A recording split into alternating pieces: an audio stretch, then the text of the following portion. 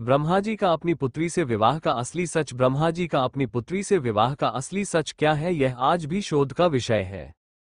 इस पर विचार किए जाने की जरूरत है। भारतीय पौराणिक इतिहास में ब्रह्मा का नाम महत्वपूर्ण रूप से प्रकट होता है, जबकि प्रचलित समाज में विष्णु और शिव को उनसे श्रेष्ठ माना गया है। कालांतर में ब्रह्मा को हाशिए पर धकेल दिए जाने के कई कारणों में से एक है सावित्री का शाप, और दूसरा कारण ये कि ब्रह्मांड की थाह लेने के लिए जब भगवान सदाशिव ने विष्णु और ब्रह्मा को भेजा तो ब्रह्मा ने वापस लौटकर सदाशिव से असत्य वचन कहा था। हालांकि प्रचलित समाज में ये धारणा फैली है कि ब्रह्मा ने उनकी पुत्री सरस्वती के साथ विवाह किया था, इसलिए उन्हें नहीं पूजा जाता। अब ये कितना सच है, ये तो शोध का विषय है। कुछ विद्वान इसे भ्रांत धारण मानकर खारिज करते हैं। हालांकि सच्चाई ये भी है कि पुराणों में एक जगह उल्लेख मिलता है कि ब्रह्मा की पत्नी विद्या की देवी सरस्वती उनकी पुत्री नहीं थी। उनकी एक पुत्री का नाम भी सरस्वती था, जिसके चलते ये भ्रम उत्पन्न हुआ। पौराणिक मान्यता अनुसार ब्रह्मा की पुत्री सरस्वती का विवाह भगवान विष्णु से हुआ था, जबकि ब्रह्मा की पत्नी सरस्वती अपरा विद्या की देवी थी, जिनकी माता का नाम महालक्ष्मी था और जिनके भाई का नाम विष्णु था। विष्णु ने जिस लक्ष्मी नाम की देवी से विवाह किया था, वे भृगु ऋषि की पुत्री थी। माना जाता है कि ब्रह्मा जी की 5 पत्नियां थीं: सावित्री, गायत्री, श्रद्धा, मेधा और सरस्वती। इसमें सावित्री और सरस्वती का उल्लेख अधिकतर जगहों पर मिलता है। ये भी मान्यता है कि पुष्कर में यज्ञ के दौरान सावित्री के अनुपस्थित होने की स्थिति में ब्रह्मा ने वेदों की ज्ञाता विद्वान स्त्री गायत्री से विवाह कर यज्ञ संपन्न किया था। इससे सावित्री ने रुष्ट होकर ब्रह्मा को जगत में नहीं पूजे जाने का शाप दे दिया था। गुर्जर इतिहासकार के जानकार मानते हैं कि गायत्री माता एक गुर्जर महिला थी। यहाँ ये जानना जरूरी है कि वैदिक काल में राजा को प्रजापति कहा जाता था। सभा और समिति को प्रजापति की दुहिता यानी बेटियों जैसा माना जाता था। ब्रह्मा को प्रजापति भी कहा जाता है, इस कारण ब्रह्म की स्थिति उत्पन्न हुई। ब्रह्मा की बेटी सरस्वती श्वेत रंग की थी, लाल रंग की नहीं। पुराणों में सरस्वती के बारे में भिन्न भिन्न मत मिलते हैं।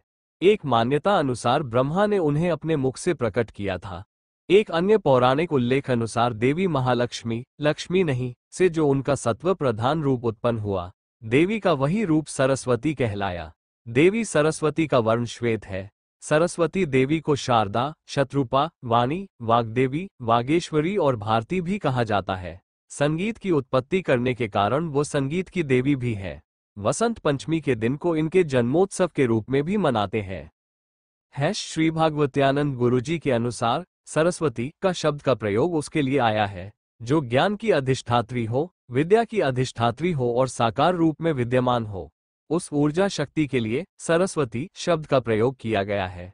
शास्त्रों के अनुसार जिस तरह ज्ञान या विद्याएं दो हैं, उसी तरह सरस्वती भी दो है। विद्या में अपरा और परा विद्या है। अपरा विद्या की सृष्टि ब्रह्मा जी से हुई, लेकिन परा विद्या की सृष्टि ब्रह्मा ईश्वर से हुई मानी जाती है। अपरा विद्या का ज्ञान जो धारण करती है वह ब्रह्मा जी की पुत्री है, जिनका विवाह विष्णु जी से हुआ है। ब्रह्मा जी की पत्नी जो सरस्वती है, वे परा विद्या की अधिष्ठात्री देवी है। वे मोक्ष के मार्ग को प्रशस्त करने वाली देवी हैं और वे महालक्ष्मी की पुत्री है। शाक्त परंपरा में 3 रहस्यों का वर्णन है: प्राधानिक, वैकृतिक और मुक्ति। इस रहस्य का वर्णन प्राधानिक रहस्य में है। इस रहस्य के अनुसार महालक्ष्मी के द्वारा विष्णु और सरस्वती की उत्पत्ति हुई, अर्थात विष्णु और सरस्वती बहन और भाई है। इन सरस्वती का विवाह ब्रह्मा जी से और ब्रह्मा जी की जो पुत्री है उनका विवाह विष्णु जी से हुआ है। पुराणों में हेरफेर, मध्य और अंग्रेज काल में पुराणों के साथ बहुत छेड़छाड़ की गई है। हिंदू धर्म के 2 ग्रंथों सरस्वती पुराण और मत्स्य पुराण में सृष्टि के रचयिता ब्रह्मा का सरस्वती से विवाह करने का प्रसंग है, जिसके फलस्वरूप इस धरती के प्रथम मानव मनु का जन्म हुआ। लेकिन पुराणों की व्याख्या करने वाले सरस्वती के जन्म की कथा को उस सरस्वती से जोड़ देते हैं जो ब्रह्मा की पत्नी है, जिसके चलते सब कुछ गड्ढ-मड्ढ हो चला है। हालांकि इस पर शोध कर इस भ्रम को स्पष्ट किए जाने की आज ज्यादा जरूरत है। यह आलेख किसी भी तरह का दावा नहीं करता है। सृष्टि के रचयिता ब्रह्मदेव के 4 सिर क्यों है, जाने इसकी पौराणिक कथा। हिंदू धर्म कई रहस्यों से भरा हुआ है। जितना जानने की कोशिश करें उतना ही कम है। हिंदू पुराणों में उल्लेख है कि सृष्टि की रचना परमपिता ब्रह्मा द्वारा की गई है। हिंदू पौराणिक कथाओं के अनुसार संसार के जीव जंतु, पेड़ पौधे, नर नारी सभी की रचना भगवान ब्रह्मा ने की है। ये कार्य उन्हें भगवान शिव ने सौंपा था। पौराणिक मान्यताओं के अनुसार सृष्टि की रचना के समय ब्रह्मा के 5 मुख हुआ करते थे और इन्हीं से वो सभी दिशाओं में देखा करते थे। लेकिन आज हम जहां भी देखते हैं वहां तस्वीरों में ब्रह्मदेव के 4 मुख ही दिखाए जाते हैं। लेकिन क्या आप जानते हैं कि ब्रह्मदेव का 5वां सिर कहाँ गया? आइए जानते हैं।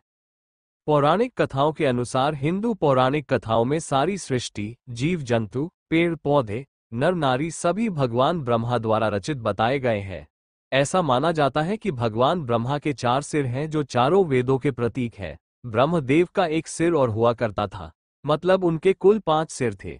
कथाओं में उल्लेख मिलता है कि जब ब्रह्मदेव ने सारी सृष्टि की रचना कर ली, तब सृष्टि में मानव विकास के लिए उन्होंने एक बेहद सुंदर स्त्री को बनाया, जिसका नाम शत्रुपा था।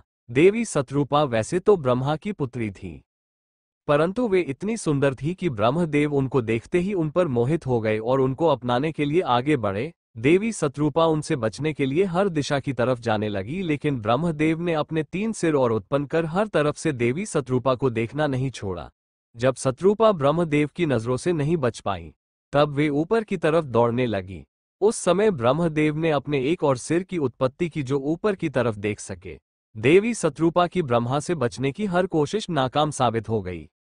भगवान शिव ब्रह्मदेव की ये सब हरकतें देख रहे थे।